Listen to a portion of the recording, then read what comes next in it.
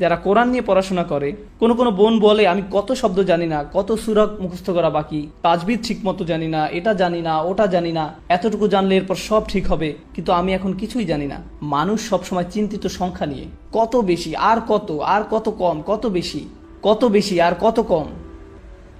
তারা শেষ করে ফেলতে চায় আর মনে করে এখনো তার কিছুই করতে পারেনি। আল্লাহ পাক যদি মানুষকে আমন্ত্রণ করেন একটি পথের দিকে, সবাই কি একই গতিতে আগাচ্ছে? না, কেউ খুব দ্রুত আগাচ্ছে, কেউ খুবই ধীরে, কেউ এতই ধীরে আপনি তাদের কোনোই অগ্রগতি দেখতে পাবেন না। এতই ধীরে, স্পিডোমিটারে এটি ধরাই পড়বে না, এতই ধীরে, কিন্তু তারাও ঠিকই আগাচ্ছে। সমস্যাটি হলো আমরা চাই সবাই একই গতিতে আগাক। তুমি তার মতো হও, আপনি ওনার মতো হন। বাবা মারাও ঠিক একই কাজ করেন। একজন যখন আরেকজনের চেয়ে একটু ভালো করে, তুমি কেন তোমার বোনের মতো হলে না? তারা একই নয়, এক একজন তার নিজের পথে। আপনি আল্লাহকে বলছেন পথ মিলিয়ে দিতে, আপনি মানুষকে পথ একত্র করার দিকে ডাকছেন, গন্তব্যের দিকে নয়। আল্লাহ পাক আমাদের শুধু পথে আসতে বলছেন, পথের এই যাত্রা উপভোগ করতে বলেছেন। অনেক মানুষ আমার কাছে এসে বলে আমি কিভাবে আরবি দ্রুত শিখতে পারি, কিভাবে আমি পুরো কোরআন একেবারে শেষ করে ফেলতে পারি। আমি বলি এত ব্যস্ততা কেন? আমি কি খুব শীঘ্রই মারা যাবেন? সময় আছে, ধৈর্য ধরুন। আল্লাহ পাক এটা দেখতে চান না যে কতটুকু আপনি জানেন, তিনি দেখতে চান আপনি সেই পথে আছেন কিনা। আর আপনি যখন পথে থাকবেন, কিভাবে জানবেন আপনি পথে আছেন? আশেপাশের দৃশ্যপট বদলায় পথে, তাই না? বদলায় যখন আপনার অগ্রগতি হয়। আল্লাহ পাক শুধু এটাই চান যে আপনি আগাচ্ছেন কিনা। তিনি শুধুই অগ্রগতি চান, পরিপূর্ণতা নয়। ওটা আশেপাশের মানুষ চায় আপনার কাছ থেকে, আল্লাহ পাক তা চান না। আল্লাহ পাক জানেন তিনি কাকে সৃষ্টি করেছেন। তিনি আমাদের বলেন না যে নির্ভুল হয়ে যেতে, তিনি চান আমাদের অগ্রগতি হোক, এতটুকুই তিনি চান। আল্লাহ পাক আমাদের দিনকে সহজ আর সুন্দর করেছেন, আর আমরা সেটাকে কঠোর আর কদর্য বানাই। আমরা মানুষকে ছোট করি কারণ তারা নির্ভুল নয়, আমরা তাদের ছোট করি কারণ তারা এখনো গন্তব্যে পৌঁছায়নি। সাহাবারা সর্বশ্রেষ্ঠ প্রজন্ম ছিলেন, হ্যাঁ, সর্বকালের সর্বশ্রেষ্ঠ প্রজন্ম ছিলেন তারা। তারা ইসলামের জন্য মরতেও প্রস্তুত ছিলেন, হ্যাঁ নাকি না? আল্লাহ পাক তাদের আয়াত পাঠিয়েছিলেন মদ্যপান নিয়ে সর্বমোট 3টি স্তরে। তারা এমন ছিলেন যে ইসলামের জন্য তারা মরতেও সদা প্রস্তুত। তবু আল্লাহ পাক প্রথমে বলেছেন মদ্যপানের খারাপ দিকগুলো ভালোর থেকে বেশি।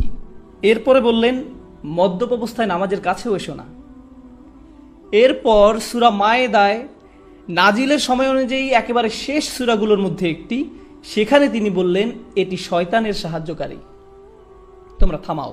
তাহলে সাহাবারা যারা কিনা সেরা প্রজন্ম, আল্লাহ পাক তাদের থেকেও আশা করেননি যে তারা সাথে সাথে মদ্যপান ছেড়ে দিবেন। তিনি যদি চাইতেন তিনি একেবারে শুরুতেই এই আয়াত দিতে পারতেন। এখন দেখুন, মদ্যপান শুধু হারাম নয়, বরং এটি খুবই খারাপ অভ্যাস। এখানে পার্থক্য আছে। যেমন শুকর খারাপ কিছু নয়, কিন্তু এটি হারাম। আপনি শুকর দেখে বললেন আস্তাগফিরুল্লাহ, শয়তান।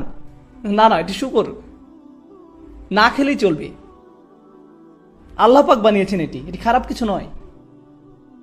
কিন্তু মদ্যপান এটি শুধু হারাম নয়, এটি একটি খারাপ অভ্যাসও বটে। সব সময় এটি শয়তানের সাহায্যকারী ছিল। কুরআন নাজিলের প্রথম বছরেও শয়তানের সাহায্যকারী ছিল, কুরআন নাজিলের 23তম বছরেও এটি শয়তানের সাহায্যকারী ছিল। কিন্তু এটি খারাপ হলেও আল্লাহ পাক সিদ্ধান্ত নিয়েছেন যে সাহাবারা ওই পথে যথেষ্ট আগায়নি, তাই তারা প্রস্তুত নয়, তারা আরেকটু আগাক। তাই প্রথমে বললেন যে খারাপ দিকগুলো ভালোর থেকে বেশি। এরপর আরেকটু আগানোর পর বললেন যে অন্তত ওই অবস্থায় নামাজে এসো না। তারপর একটা সময় পরে তিনি বললেন হ্যাঁ, এখন তোমরা প্রস্তুত, এখন থামো। সর্বশ্রেষ্ঠ প্রজন্মকেও আল্লাহ পাক সময় দিয়েছেন অনেক এই পথে অগ্রসরের জন্য। আর আমরা কি করি? আজকে যদি একজন মদ্যপ ব্যক্তি মসজিদে আসে, একেবারে মদ্যপ, কয়েকটি বিয়ার খেয়েছে সে, বেশ দূরে থেকেও আপনি গন্ধ পাচ্ছেন, এসে ঢুলতে ঢুলতে বললো আমি নামাজ পড়তে চাই। কি করবো আমরা তাকে নিয়ে? ঘাড় ধরে বের করে দিবেন। আর যখন বের করে দিলেন, এরপর সে কোথায় যাবে? আবার সেই বারে আবার মদ খেতেই যাবে। সে আল্লাহ পাকের ঘরে এসেছিল, সে আল্লাহর পথে অনেক বড় একটি পদক্ষেপ নিয়েছিল, আর আপনারা বললেন ফিরে যাও। এই পদক্ষেপ আমাদের জন্য যথেষ্ট নয়, ফিরে যাও। আল্লাহ পাক চান যেন এই পথে আপনি অগ্রসর হন। আর আপনাকে অন্যদেরকে সাহায্য করতে হবে এই পথে অগ্রসর হবার জন্য। হয়তো কেউ একটু বেশি সময় নেবে আর কেউ কম সময় নেবে। আল্লাহ পাক আমাদেরকে উদাহরণ দিয়েছেন মাটিতে বীজ বপনের, তাই না? আপনাদেরকে বলি, গত 1 বছরে আমার লেকচারগুলোতে এই একই প্রশ্ন আমাকে প্রায় 1000 বার করা হয়েছে। একই প্রশ্ন আমাকে প্রায় 1000 বার করা হয়েছে। লোকজন আসে এবং বলে, ওস্তাদ আমার স্বামী নামাজ পড়ে না, আমার ছেলে নামাজ পড়ে না, আমার স্ত্রী নামাজ পড়ে না, আমার বোন একদমই সালাত আদায় করে না, আমার চাচা নামাজ আদায় করে না, আমার বাবা ঠিকমতো নামাজ আদায় করে না, আমি কিভাবে তাদের নামাজ পড়াতে পারি? এমন একটা কিছু বলুন যাতে তারা একদম একেবারে বদলে যায়। আমি তখন বলি, আচ্ছা দাঁড়ান, ভেবে দেখি। এমন কিছু আমার কাছে নেই। একজন কৃষক প্রথমে কি করেন? বীজ মাটিতে বপন করেন, এরপর পানি দেন, এরপর ঘুমাতে যান, উঠে দেখেন পরিষ্কার আছে কিনা, এরপর আবার পানি দেন, এরপর ঘুমাতে যান, আবার পরের দিন আবার দেখেন, পোকামাকড় থাকলে সরান, আল্লাহ পাকের কাছে দোয়া করেন। এত কিছু তিনি কেন করেন? কোনো অগ্রগতি কি তিনি দেখতে পান? না, যা হচ্ছে সব মাটির নিচে, সে নিজে কিছুই দেখতে পায় না। সে কি বলে যে এখনই ফসল ফলাতে হবে? বীজটা মাটি থেকে টেনে বের করে এরপর আবারও টানাটানি করে দেখি কিছু হয় কিনা। আল্লাহ পাক কোরআন নাজিলকে আকাশ থেকে পানি নেমে আসার সাথে তুলনা করেছেন। আর পানি যখন আসে, পৃথিবীতে জীবন কি সাথে সাথে শুরু হয় নাকি সময় লাগে? সময় লাগে। অনেকে তাদের জীবন খুবই দ্রুত পরিবর্তন করতে পেরেছেন, আবার অনেকের সময় লেগেছে। সময় লাগে। হযরত আবু বকর রাদিয়াল্লাহু তাআলা আনহু সাথে সাথেই নিজেকে পরিবর্তন করতে পেরেছিলেন, কিন্তু অনেক সাহাবার সময় লেগেছে। ওমর বিন খাত্তাব প্রায় 5 বছর লেগেছে। আবু সুফিয়ান রাদিয়াল্লাহু তাআলা আনহু আরো বেশি। এক রাতেই সবকিছু হয়ে যায় না। মানুষ শুধু আবু বকর সিদ্দিক রাদিয়াল্লাহু তাআলা আনহু এর উদাহরণ দেয়, কিন্তু জানতে হবে যে আবু বকর সিদ্দিক রাদিয়াল্লাহু তাআলা আনহু অনেক বড় এক উদাহরণ, এমনকি সাহাবাদের মাঝেও অনেক বড় উদাহরণ। তাহলে আপনার কি হবে? মানুষ একেবারে সর্ববৃহৎ উদাহরণ আনে আর আপনার হতাশা জাগে। অথচ আরো হাজার হাজার সাহাবা রাদিয়াল্লাহু তাআলা আনহু রয়েছেন যারা আবু বকর সিদ্দিক রাদিয়াল্লাহু তাআলা আনহুর মতো একইভাবে একই পথে অগ্রসর হননি। তারা তাদের সময় নিয়েছেন। আল্লাহ পাক কিন্তু তাদের উপরও খুশি, তাদের উপরও খুশি। মানুষকে ডাকুন প্রজ্ঞার সাথে, তাদেরকে শুনতে দিন, তাদেরকে বড় হবার সময় দিন, তাদেরকে শুনতে দিন। আমি ইংল্যান্ডে লেকচার দিচ্ছিলাম, শেষ হবার পর এক মহিলা এসে বলল, দয়া করে কাউকে কিছু বলবেন না, আমি একজন শিয়া। আমি আপনার লেকচার শুনছি 1 বছর ধরে, বেশ উপকৃত হয়েছি, কাউকে কিছু বলবেন না। কেন জানেন? কারণ ওটা ছিল বার্মিংহাম। আরেক লোক এসে বলল, ভাই আসসালামু আলাইকুম, ইনি আমার স্ত্রী, আমার সাথে আরও প্রায় 50 জন বন্ধুবান্ধব আছে এখানে, আমরা সবাই বাহাই ধর্মের, আমরা আপনার লেকচারগুলো শুনছি, দয়া করে কাউকে কিছু বলবেন না। আমি বললাম, রিল্যাক্স, স্বাগতম, শান্ত হয়ে বসুন। আমার তো এখানে কোনো দরকার নেই যে শিয়া বা বাহাই যিনি তার সাথে বিতর্কে জড়ানোর। কারণ কি? কারণ আমার একমাত্র উদ্দেশ্য হলো পানি মাটিতে পৌঁছানো, ওইটুকুই। বাকিটা কে করবে? বাকিটা করবেন আল্লাহ পাক। আমি আপনি আর কিছুই করব না। বাকিটা আল্লাহ পাকের উপর তিনি কি করবেন, আমি আপনি আর কিছুই করব না। আমরা মানুষকে সুযোগ দেই না, ব্যস্ত হয়ে যাই তর্ক বিতর্ক করার জন্য, আর এটা ইসলাম থেকে তাদের দূরে সরিয়ে দিচ্ছে। এটা প্রজ্ঞা নয়, এটা প্রজ্ঞা নয়। আল্লাহ পাক বলছেন, আল্লাহর পথে ডাকো প্রজ্ঞার সাথে। এরপর তিনি বলেন, তাদের ডাকো সুন্দর হৃদয় করা উপদেশ দিয়ে। এমন উপদেশ দাও যা কিনা মানুষের মনকে স্পর্শ করে, মানুষের মন পর্যন্ত পৌঁছাবে। আমাদের জীবনে যেসব বিপদ আপদ ঘটে তার জন্য কোরআনে এমনই একটি পরিভাষা ব্যবহার করা হয়েছে, আর জীবন এ ধরনের মুসিবতে পরিপূর্ণ। আল্লাহ আজ্জা ওয়া জাল্লা বলেন, লাকাদ খলাকনাল ইনসানা ফি কাবাদ, নিঃসন্দেহে আমি মানুষকে সৃষ্টি করেছি কষ্ট ক্লেশের মধ্যে। তাই এমনটি আসলে মানব জীবনের একটা অংশ। প্রসঙ্গত, এই সমস্ত মুসিবতের প্রকৃতি কেমন? একদিকে আমরা শুধু প্রাকৃতিক দুর্যোগ যেমন ঘূর্ণিঝড়, ভূমিকম্প, আগ্নেয়গিরির অগ্নুৎপাত, টর্নেডো বা হারিকেন নিয়েও কথা বলছি না, এগুলোও বিপদ। যেমন আল্লাহ সুবহানাহু ওয়া তাআলা অন্যত্র বলছেন, মা আসাবা মিন মুসিবাতিন ফিল আরদ, পৃথিবী এবং ব্যক্তিগতভাবে তোমাদের উপর কোনো বিপদ আসে না, কিন্তু তা জগৎ সৃষ্টির পূর্বেই কিতাবে লিপিবদ্ধ আছে। মানুষের জীবনে শুধু এই এক ধরনের বিপদই আসে না। ভূমিকম্প যে শুধু কোনো দ্বীপে বা দেশে আঘাত হানে তাই নয়, আমাদের নিজেদের ভেতরেও ভূমিকম্প ঘটতে পারে। ফি আনফুসিকুম, তোমাদের নিজেদের ভিতরে স্বামী বা স্ত্রীর মাঝে বিশাল দুর্যোগ দেখা দিতে পারে, ছেলে মেয়ে বা মাতা পিতার মাঝেও এই দুর্যোগ দেখা দিতে পারে, অথবা এমন কারো মাঝে যে কঠিন কোনো পারিবারিক ঝামেলায় জড়িয়ে আছেন। এমন অনেক মানুষ আছেন যারা অর্থনৈতিক সমস্যায় জর্জরিত, অনেক মানুষ নানা ধরনের ভয়ঙ্কর মানসিক বা শারীরিক সমস্যায় জড়িয়ে আছেন। মোট কথা, মানুষের বিপদ মুসিবতের কোনো অন্ত নেই। এখানে যে বিষয়টি আমি ফোকাস করতে চাই তা হলো বিপদ মুসিবত মোকাবেলার ক্ষেত্রে আমাদের ইমানের ভূমিকা আসলে কি। আমরা যে আল্লাহর উপর বিশ্বাস করি তা বিপদ মোকাবেলায় কিভাবে আমাদেরকে সাহায্য করে। একজন বিশ্বাসী হিসেবে বিপদ মুসিবতে পতিত হলে কেমন প্রতিক্রিয়া দেখাবো, আর এটা আসলে নির্ভর করে আল্লাহর সাথে সম্পর্ক থাকা বলতে কি বোঝায় তার উপলব্ধির মাত্রার উপরে। প্রথমে আমি যে বিষয়টা শেয়ার করতে চাই তা হলো দুই ধরনের খারাপ পরিস্থিতির পার্থক্য নিরূপণের ক্ষেত্রে কুরআন খুবই প্রজ্ঞার পরিচয় দিয়েছে। এক ধরনের খারাপ পরিস্থিতি যেটা দেখতে খারাপ মনে হয়, যা কিনা সম্পূর্ণরূপে আপনার নিয়ন্ত্রণের বাইরে, এমন পরিস্থিতিতে আপনার কিছুই করার থাকে না। যেমন আপনি বন্যায় আক্রান্ত হয়ে পড়েছেন, আর এই বন্যা আপনি ঘটাননি, আপনি জাস্ট ওই এলাকায় বসবাস করেন, এটা এড়ানোর কোনো সুযোগ হয়নি। অথবা আপনি সেখানে বেড়াতে গেছেন আর বন্যায় আটকা পড়েছেন, আপনি জানতেন না যে এমন কিছু ঘটবে, এই সম্পর্কে কোনো রিপোর্ট ছিল না, তাই এই বিপদে আপনি নিজের কারণে পড়েননি, এটা সম্পূর্ণ আল্লাহর পরিকল্পনা। এখানে আপনার করার কিছুই নেই, আর আপনি এর থেকে কোনোভাবে বেরও হতে পারতেন না।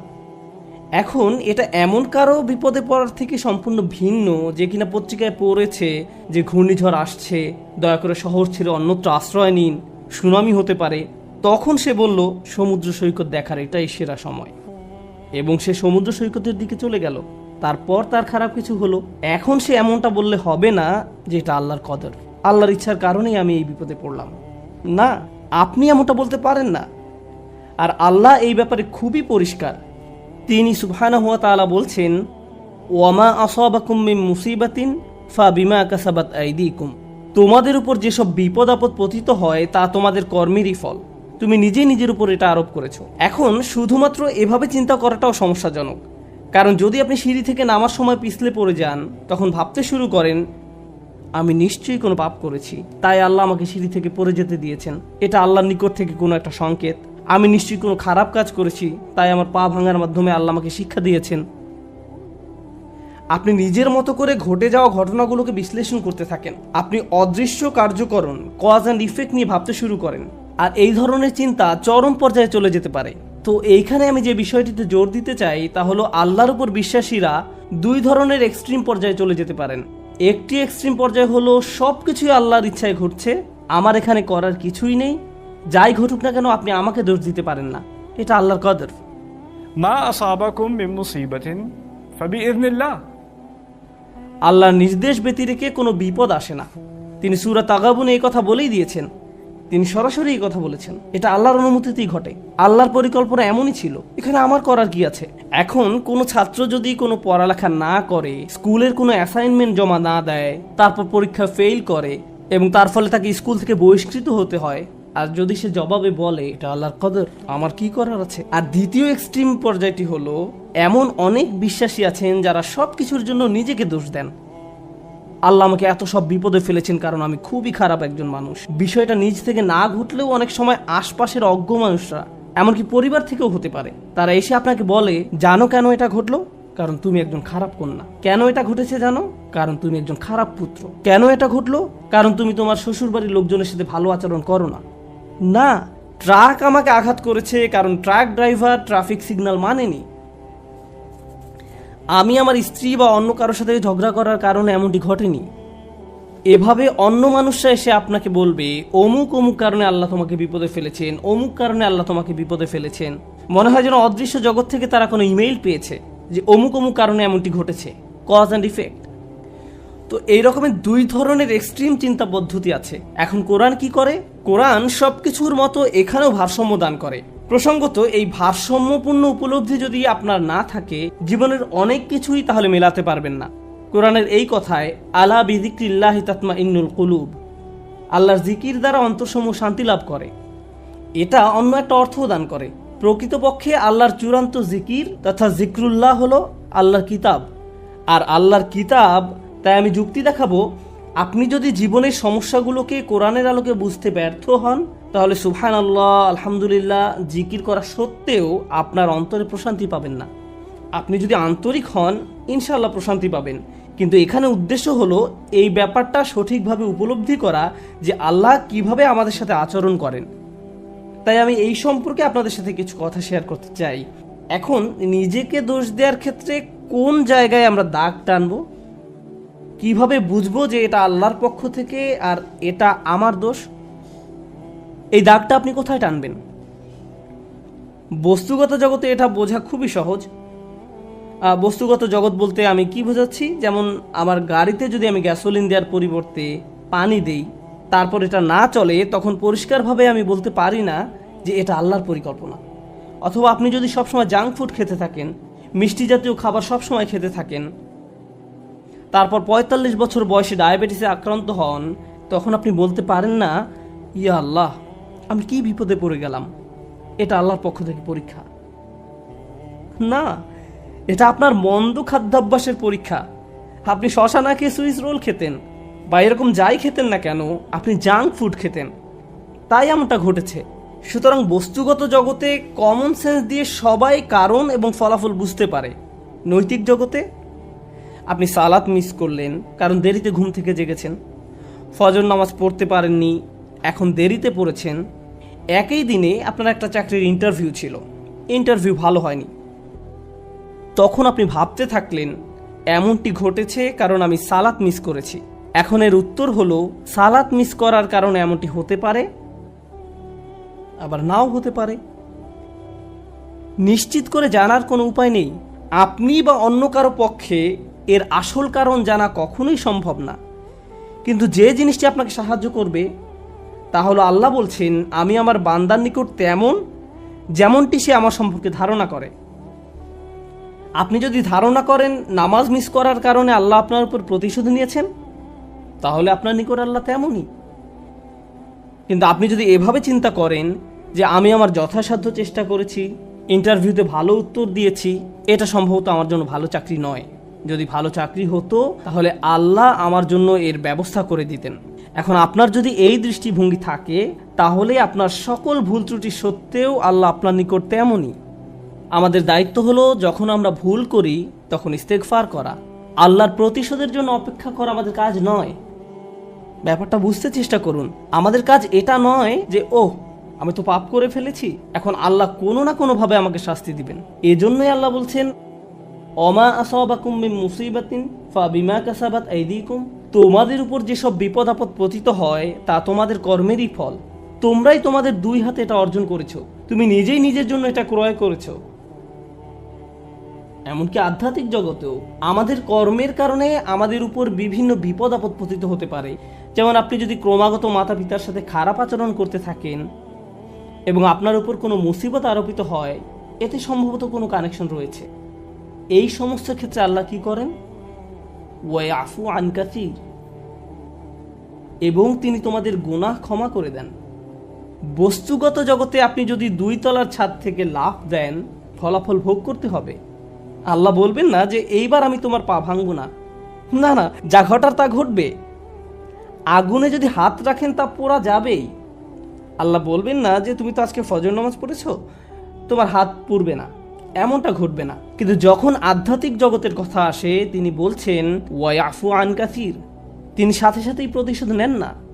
আল্লাহ এভাবেই আমাদের সাথে আচরণ করেন, ওয়ায়াফু আন কাসীর। এই ব্যাপারটা আমাদের মনের মাঝে গেঁথে নিতে হবে। যে কারণে আমি আজ এই আলোচনা সূত্রপাত করলাম তা হলো, আমাদের উম্মায় প্রতিদিন যে আধ্যাত্মিক অপরাধটি সংঘটিত হয়, তা হয় একজন স্নেহের মানুষের হাতে অন্য একজন স্নেহের মানুষের, পিতামাতা, স্বামী স্ত্রী। কখনো কখনো আমরা আমাদের স্নেহের মানুষদের সবচেয়ে জঘন্য কথাটা বলে বসি। মাঝে মাঝে আমরা সেসব কথা বলে আল্লাহর নামে। তুমি যা করছো তার জন্য আল্লাহ তোমাকে শাস্তি দেবেন, একদিন তোমাকে বিচারের কাঠগড়ায় দাঁড়াতে হবে।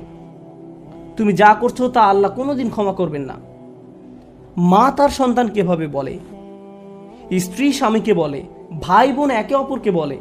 মনে হয় যেন আল্লাহ কোনো রাগান্বিত অস্ত্র যা আপনি যে কোনো সময় প্রয়োগ করতে পারেন। কারণ কারো উপরে আপনি অসন্তুষ্ট, তাই আল্লাহ অবশ্যই তার উপর অসন্তুষ্ট। এবং আপনি এভাবে আল্লাহকে ব্যবহার করতে পারেন, এটা আমাদের স্থান নয়। অনেক মানুষের ক্ষেত্রে তারা এই ধরনের কথা এত বেশিবার শুনেছে যে তারা আল্লাহর নিকট থেকে অনেক দূরে সরে গিয়েছে। তারা তাদের প্রিয় মানুষগুলোর কাছ থেকে এমন কথা শুনেছে। একটা শিশু তার মা বাবার কাছ থেকে এমন কথা সব সময় শুনে এসেছে, নামাজ না পড়লে আল্লাহ তোমাকে শাস্তি দেবেন, নামাজ না পড়লে আল্লাহ তোমাকে শাস্তি দেবেন, এই বিস্কুট খাওয়ার কারণে আল্লাহ খুবই রাগান্বিত, সব সময় আল্লাহ রাগ করবেন, আল্লাহ রাগ করবেন, আল্লাহ রাগ করবেন। এই ছেলেটি যখন 16-17 বছর বয়সে পৌঁছায়, সে আল্লাহর সাথে তখন আর কোনো সম্পর্ক রাখে না। যখন সে শুনে আল্লাহ দয়ালু, ক্ষমাশীল, তার তখন এই কথা বিশ্বাস করতে কষ্ট হয়। কারণ আল্লাহ সুবহানাহু ওয়া তাআলা সম্পর্কে এমন ধারণা নিয়ে সে বড় হয়নি। তার কাছে মনে হয় প্রতিবার সে আল্লাহর কারণেই সমস্যায় পতিত হয়েছে। তারপর এই পিতামাতাই বলেন, আমরা তো এই ছেলেকে ছোটবেলা থেকেই ইসলাম শিখাচ্ছি, আমি জানি না কেন সে ইসলাম থেকে দূরে সরে যাচ্ছে। কিন্তু কোন আল্লাহ সম্পর্কে আপনি তাকে শিক্ষা দিয়েছেন? একজন রাগান্বিত আল্লাহ, এমন আল্লাহ যিনি শুধু শাস্তিই দিতে চান, অথচ আল্লাহ বলছেন মা ইয়াফআলুল্লাহু বিআযাবিকুম, তোমাদের শাস্তি দিয়ে আল্লাহ কি করবেন? আল্লাহ নিজেই এই কথা বলছেন, তোমাদের পিছনে লেগে আল্লাহ কি করবেন? তাই মানুষ খারাপ পরিস্থিতিতে পড়লেই মনে করে আল্লাহ তাদের শাস্তি দিচ্ছেন, আল্লাহ তাদের কষ্ট দিচ্ছেন। তার এমন পরিস্থিতি আল্লাহ তৈরি করেছেন, আল্লাহ তাদের কষ্ট দিচ্ছেন। আমার এক কলিগ আমাকে একটা কথা মনে করিয়ে দিয়েছিলেন। মালয়েশিয়া আসার সময় কোত্থেকে হঠাৎ করে, এমনটা আগে কখনো হয়নি, আমার টনসিলে ব্যাকটেরিয়ার আক্রমণ ঘটে। এটা এমনভাবে ফুলে গিয়েছিল যে আমার গলার অর্ধেকটা ব্লক হয়ে গিয়েছিল। আমার কাছে মনে হয়েছিল একটি নাকের ছিদ্র বন্ধ হয়ে আমি যেন ডুবে যাচ্ছি। আমি তখন আবুধাবি থেকে এখানে আসার মাঝপথে বিমানে ছিলাম। বিমান থেকে নেমে দ্রুত একটা ক্লিনিকে গেলাম। তারা বলল, তোমাকে অমুক অমুক ভারী চিকিৎসা নিতে হবে। এখানে আসার পর আমাকে অপারেশন করার পরামর্শ দেওয়া হলো। ভাবতে লাগলাম কি হচ্ছে এসব। ডাক্তার বলল, এমন ঘটনা একেবারেই ঘটে না। ব্যাপারটা আসলেই অদ্ভুত। আমার 30 বছরের ক্যারিয়ারে শুধু আরও একবার এমন ঘটনা দেখেছি। তো আমি হাসপাতালের বেডে শুয়ে আছি আর অপারেশনের জন্য অপেক্ষা করছি। তখন আমার এক কলিগ আমাকে মনে করিয়ে দিল যে এই মুহূর্তে তোমার জন্য এটাই শ্রেষ্ঠ জায়গা। এই মুহূর্তে হাসপাতালের এই বিছানাই তোমার জন্য সর্বোত্তম জায়গা। এটাই তোমার জন্য আল্লাহর পরিকল্পনা। আমি ভাবতে লাগলাম, আমাকে অমুক অমুক প্রোগ্রাম বাতিল করতে হবে, অমুক অমুক জায়গায় যেতে পারবো না, পরিস্থিতি কিভাবে মোকাবেলা করব, অমুক ক্যালেন্ডার, অমুক মিটিংয়ের কি হবে। এত দূর থেকে আসলাম প্রোগ্রামগুলো করার জন্য। তারপর হঠাৎ করে আমার কলিগের এই কথা আমার সব কিছু শান্ত করে দিল।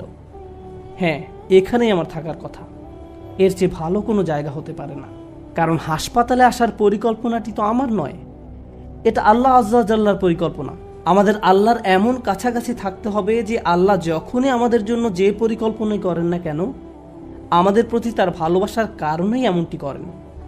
আল্লাহ আজ্জা জাল্লাহ তার বান্দাদের ভালোবাসেন, তিনি তাদের জন্য সবচেয়ে ভালোটাই পছন্দ করেন। আমরা আমাদের নিজেদের যতটা ভালোবাসতে পারি, আল্লাহ আমাদের তার চেয়েও বেশি ভালোবাসেন। আমরা নিজেদের যতটা যত্ন নিতে পারবো, আল্লাহ তার চেয়েও বেশি যত্ন নিয়ে থাকেন। আমরা যখন এই বিষয়টা ভুলে যাই, তখন হেদায়েত হারিয়ে যায়। একই বিষয়ে সূরা তাগাবুনে আল্লাহ বলছেন, ওমা ইউমিন বিল্লাহি ইয়াহদি কলবাহু, আল্লাহর নির্দেশ ব্যতিরেকে কোনো বিপদ আসে না, এবং যে আল্লাহর প্রতি বিশ্বাস করে সেই বিপদের সময়, কারণ আপনি তো এমনিতেই আল্লাহকে বিশ্বাস করেন, যখন মুসিবতে পড়েন কেবল তখনই প্রশ্ন করতে শুরু করেন, আল্লাহ কেন আমার সাথে এমনটি করছেন। ঠিক সে সময়ের জন্য আল্লাহ ওমা ইউমিন বিল্লাহ এই বাক্যটা ব্যবহার করেছেন। যে কেউ সত্যিকার অর্থে আল্লাহকে বিশ্বাস করে, হ্যাঁ, আপনি সব সময় বলেন আল্লাহ রহমান, আপনি কি আসলে অনুভব করেন আল্লাহ রহমান? না, এই মুহূর্তে তিনি সম্ভবত জুনতিকম, এই মুহূর্তে তিনি সম্ভবত সেই সত্তা যিনি প্রতিশোধ নিয়ে থাকেন। এখন সম্ভবত তিনি আল জব্বার আর রহমান নন। লক্ষ্য করেছেন, যখন বিপদে পড়েন তখন আর রহমানের উপর আপনার ঈমান হারিয়ে যায়। আল্লাহ বলছেন, সে সময় তুমি যদি আর রহমানের উপর ঈমান রাখতে পারো, তিনি নিজেকে তোমার নিকট আর রহমান হিসেবে উপস্থাপন করেছেন, সেই মুহূর্তে তুমি যদি তা করতে পারো, তাহলে আল্লাহ তোমাকে কি উপহার দিবেন। এটাই আমার খুতবার উপসংহার, যে আল্লাহ আমাদের কি উপহার দিবেন। আমি স্বাস্থ্য চাই, অসুস্থতা থেকে সুস্থ হতে চাই, আমি চাকরি চাই, আমি টাকা চাই, আমি উত্তম পারিবারিক অবস্থা চাই, আমি বর্তমান অবস্থা এড়াতে চাই, আমি চাই অন্য মানুষ যেন আমাকে কোনো কষ্ট না দেয়, আমি চাই মানুষ যেন আমাকে নিয়ে কথা না বলে, যেটাই হোক না কেন কিছু একটা আপনাকে খুব বিরক্ত করছে। আপনি ভাবছেন, ইস যদি এই সমস্যাটা পার করতে পারতাম, জীবন মনে হয় প্রশান্তিতে পরিপূর্ণ হয়ে যেত। আমাদের সবারই জীবনে কোনো না কোনো সমস্যা রয়েছে যা আমাদের শান্তিতে ঘুমাতে দেয় না। আর আমরা ভাবতে থাকি, ওহ ভাই, যদি এই সমস্যাটা চলে যেত অনেক ভালো থাকতাম। কিন্তু জানেন কি হয়?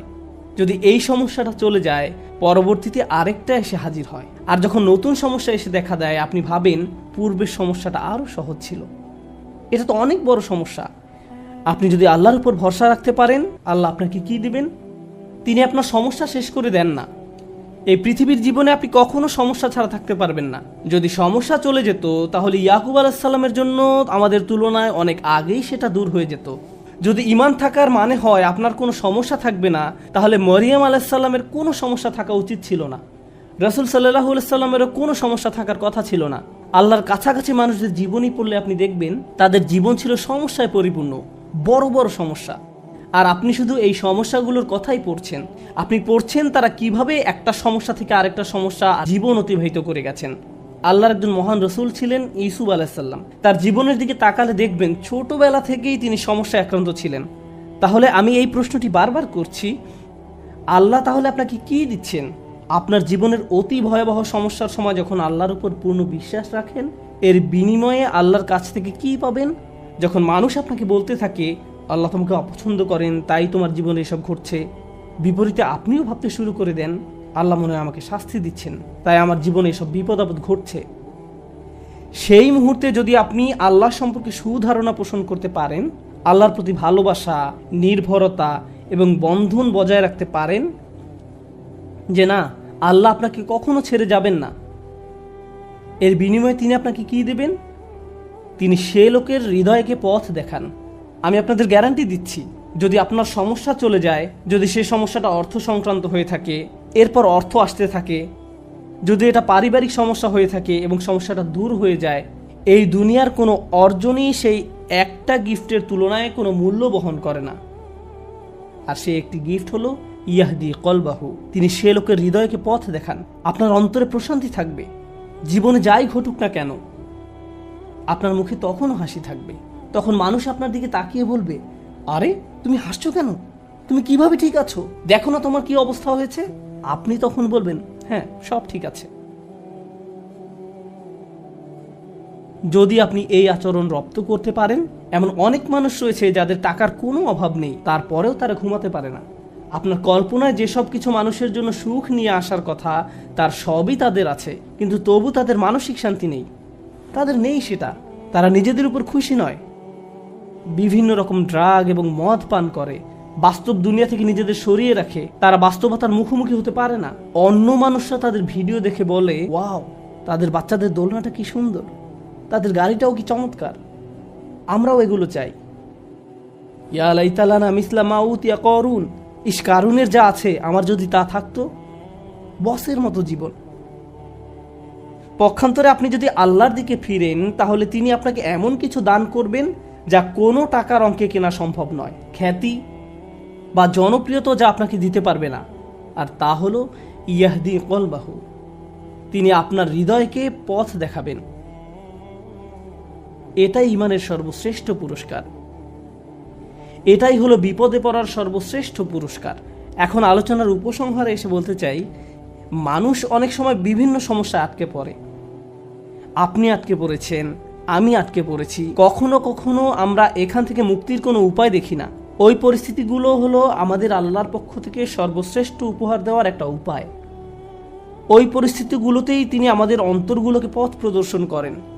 আমরা যদি কেবল সেই পরিস্থিতিগুলো ব্যবহার করে আল্লাহকে পেতে পারি, আল্লাহর সাথে কথা বলতে পারি, এর জন্য আপনাকে আরবি জানতে হবে না, এর জন্য আপনাকে অনেক বেশি কোরআনও জানতে হবে না। জাস্ট আল্লাহর দিকে প্রত্যাবর্তন করুন আর বলুন, ইয়া আল্লাহ, আপনি তো সর্বশ্রেষ্ঠ পরিকল্পনাকারী। ইয়া আল্লাহ, আপনার মতো কেউ আমাকে ভালোবাসে না, কেউ আমার প্রতি আপনার মতো যত্নবান নয়। এটা কখনোই সম্ভব নয় যে আপনি আন্তরিকতার সাথে আল্লাহর নিকট হেদায়েত কামনা করবেন আর তিনি আপনাকে ফিরিয়ে দেবেন। আপনি যদি আল্লাহর কাছে একটা গাড়ি চান, তিনি হয়তো আপনাকে তা নাও দিতে পারেন। একটা বাড়ি চান, তিনি হয়তো আপনাকে তা নাও দিতে পারেন। আপনি যদি তার নিকট আপনার রোগ ভালো করে দেওয়ার জন্য দোয়া করেন, হয়তো তিনি ভালো করবেন অথবা ভালো করবেন না। কিন্তু একটি বিষয়ে নিশ্চিত তিনি আপনাকে দিবেন, যদি আপনি আন্তরিকতার সাথে প্রার্থনা করেন, আর তা হলো হেদায়েত। তার সন্তুষ্টিপ্রাপ্ত বান্দাদের দলে চলার পথ, গাইডেন্স, তিনি আপনাকে এটা দেবেন।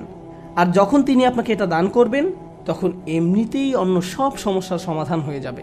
আল্লাহ তাআলা আমাদেরকে সেসব মানুষদের অন্তর্ভুক্ত করুন যারা সত্যিকার অর্থে তার নিকট হেদায়েত চায়, আর আমাদের জীবনের সকল সমস্যাগুলোকে তার কাছাকাছি হওয়ার মাধ্যমে পরিণত করুন, যেন তার নিকট থেকে আমরা হেদায়েত পেতে পারি।